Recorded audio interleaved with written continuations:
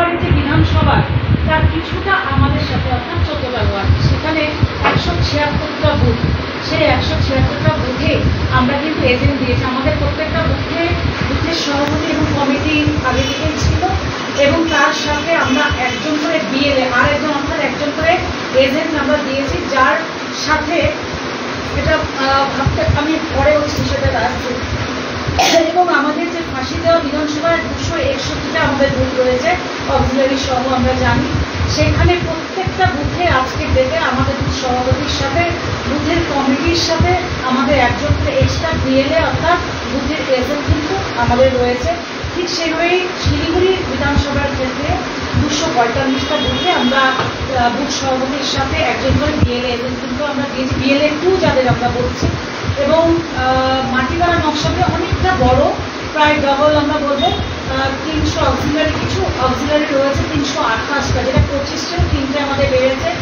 328টা আমাদের বুথে আমরা কিন্তু বুথের সভাপতি আমাদের কমিটিতে রয়েছে, সাথে আমরা বিএলএ 2 যে এজেন্ট সেটা কিন্তু আমরা নিযুক্ত করেছি। এবং সবথেকে ভালো বিষয় যে তাদের প্রত্যেককে কিন্তু আমরা বিধানসভা ওয়াইজ একটা কি বলবো, আমরা একেবারে একসাথে একযোগে তাদের করে আমরা প্রত্যেকটা 3টে বিধানসভা এবং ওইদিকে 14টা ওয়ার্ডকে আমরা কিন্তু ট্রেনিংয়ের ব্যবস্থা, প্রশিক্ষণ, যেটা রাজ্য থেকে আমাদের টিম এসেছিল, একটা প্রশিক্ষণের ব্যবস্থা আমরা তাদের করেছি। আজকের দেখো তারা প্রত্যেকে সোশ্যাল মিডিয়াটা ভীষণ ভালোভাবে তারা সেটাকে নিয়েছে, তারা প্রত্যেকেই ট্রেনিংটাও নিয়েছে। এবং আমাদের শুধু পুরো রাজ্যে তো প্রায় লক্ষাধিক আমাদের বিএলএ 2 রয়েছে, সেই মতো করে আমাদের জেলায় এই যে 3টে বিধানসভা সাথে অ্যাডেডের 14টা নিয়ে, অর্থাৎ আমাদের 110 জন বিএলএ 2 রয়েছে। জেলায় আমাকে বিএলএ 1 দেওয়া হয়েছে এবং আমার সাথে 5 জন সহযোগী দেওয়া হয়েছে, যাতে এর আগে আমরা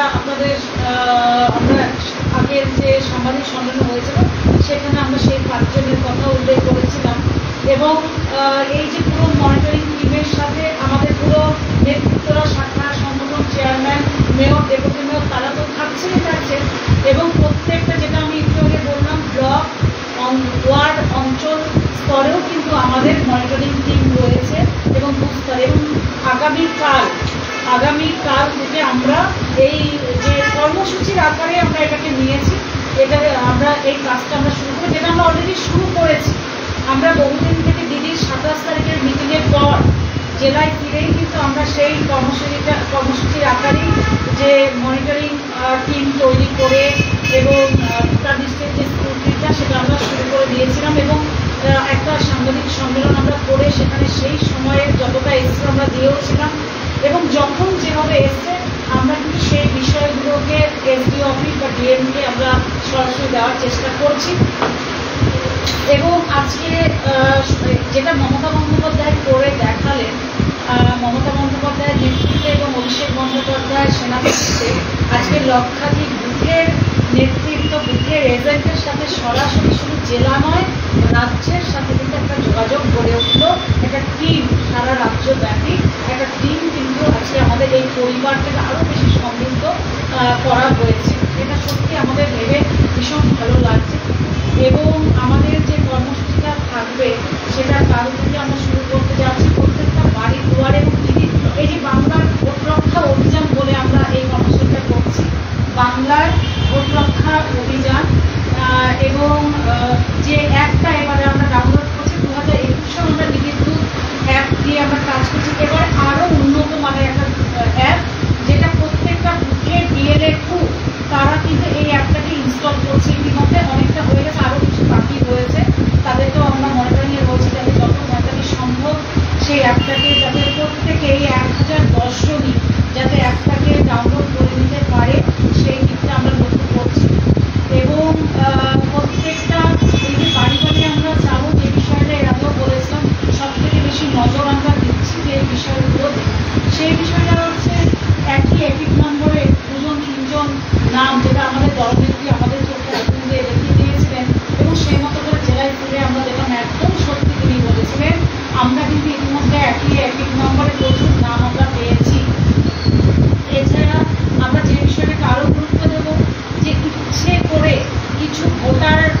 ছিলেন, যারা আমাদের লিস্টে বহুদিন তারা ভোট দিয়েছেন লোকসভা, বিধানসভা, কর্পোরেশন বা পঞ্চায়েতে, ইচ্ছে করে তাদের নামগুলো কেটে দেওয়া হয়েছে। কোনো রাজনৈতিক অভিসন্ধি আমরা আজকে বলতে পারি। যারা আমরা আরেকটা বিষয় নিশ্চিত হয়েছি যখন আমরা সিটিটা শুরু করেছি, এই যে নামগুলো কাটা হয়েছে বেশিরভাগটা আমরা দেখলাম যে এটা রহস্য হতে পারে যে তারা তৃণমূল মনোভাবাপন্ন। তো এই নামগুলো কাদের কাদের নাম প্রত্যেকটা বুথ ওয়াইজ আমরা একত্রিত করছি। এবং আরেকটা বিষয় আমরা খুব নজর দিচ্ছি, অনেকের নাম ইচ্ছে করে সে জানছে না, সে কোনো আবেদনই করেনি, অথচ তার নামটা চেঞ্জ করে দেওয়া হয়েছে, অন্য জায়গায় তুলে দেওয়া হয়েছে। হয়তো এক ওয়ার্ডে ছিল অন্য ওয়ার্ডে, বা ওয়ার্ডে ছিল তাকে গ্রামীণ ক্ষেত্রে নিয়ে যাওয়া হয়েছে।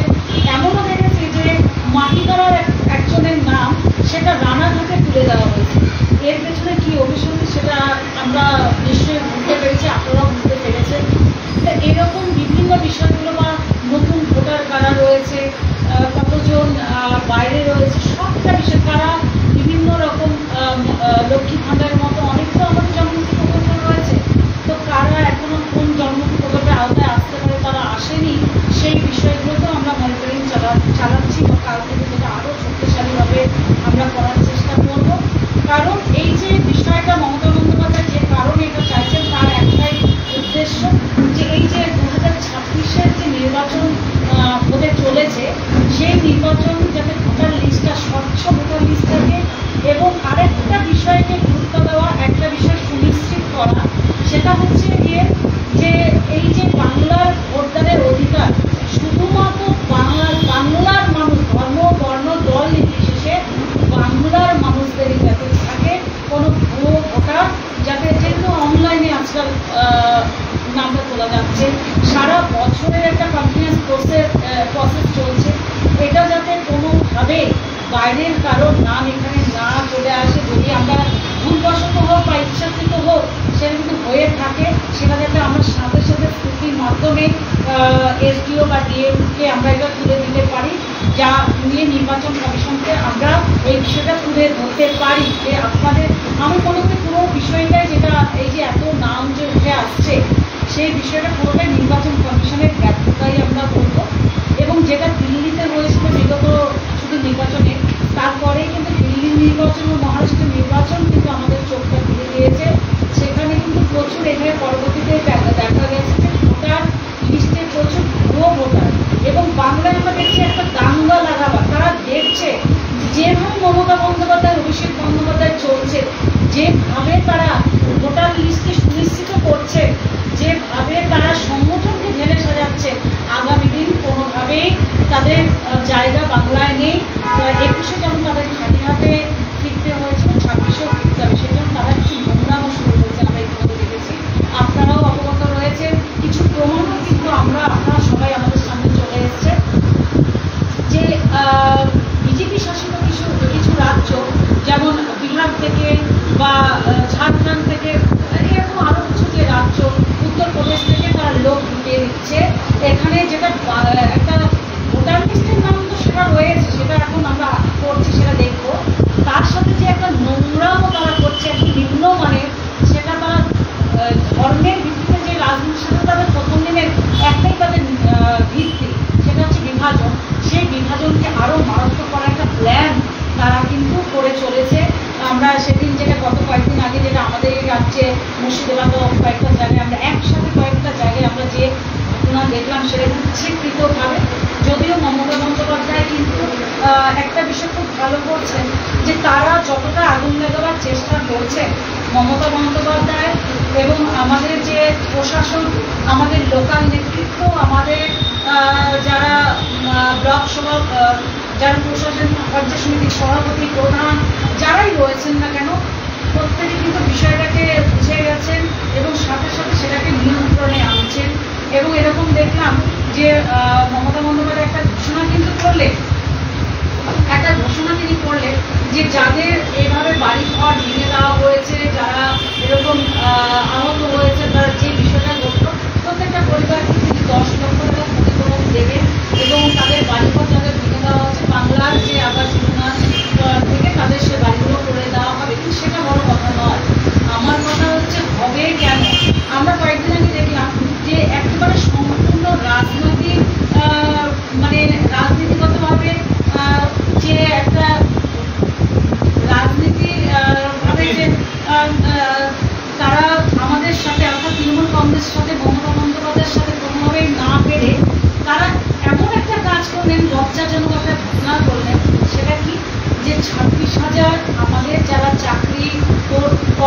যারা শিক্ষক শিক্ষিকা বা আমাদের অশিক্ষক কর্মচারীরা, তাদেরই পথে বসালে শুধু এই 26,000 যদি আমরা ধরি, তাদের পরিবারের গড়ে যদি 5 জন করে ধরি, তাহলে আছে কত মানুষ আজকে পথে বসাতে তারা চেয়েছে।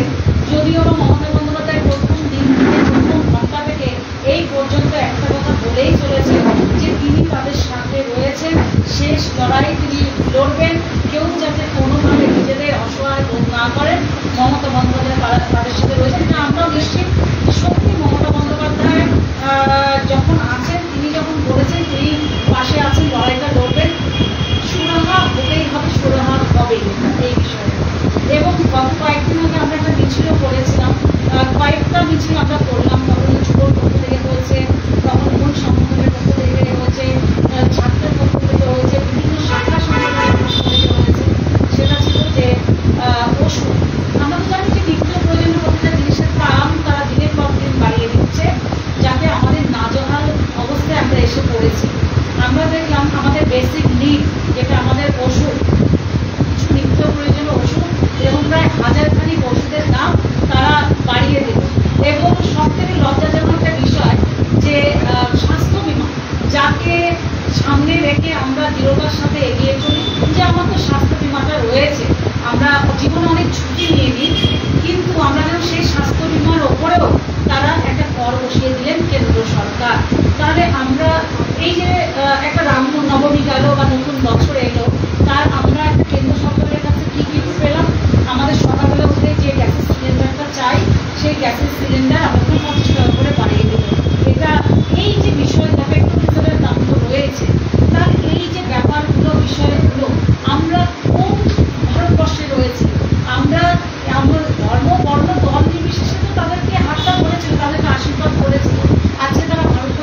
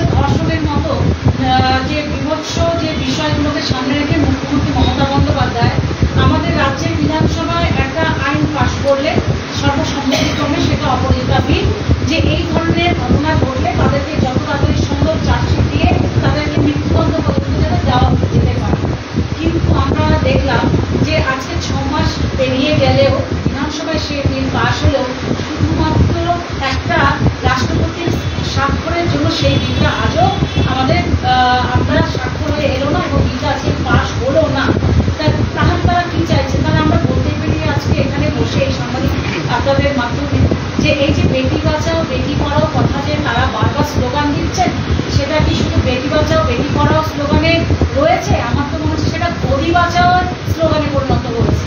তো যাই হোক, আমরা আমাদের কর্মসূচি আকারে যে আগামী দিন যে ভোটার লিস্ট নিয়ে যে আমাদের কাজ শুরু করতে চলেছি, সেটা অত্যন্ত গুরুত্ব সহকারে আমরা তো করবই।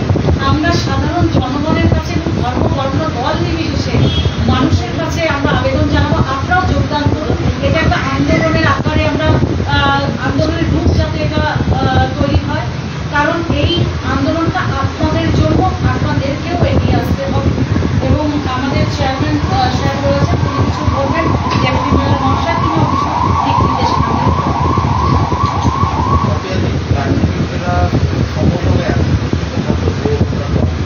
দেখুন, এর আগে তো আমরা দিয়েছি, যখন প্রাথমিকভাবে 2-3 দিনের মাথায় আমরা একটা দিয়েছি, এবং পরবর্তীতে আমরা প্রচুর এরকম পেয়েছি যেটা নথিভুক্ত করে একসাথে আমরা কিছু কিছু এসডিও অফিসে প্রত্যেক সপ্তাহে দিচ্ছে আমাদের যারা টিম রয়েছে।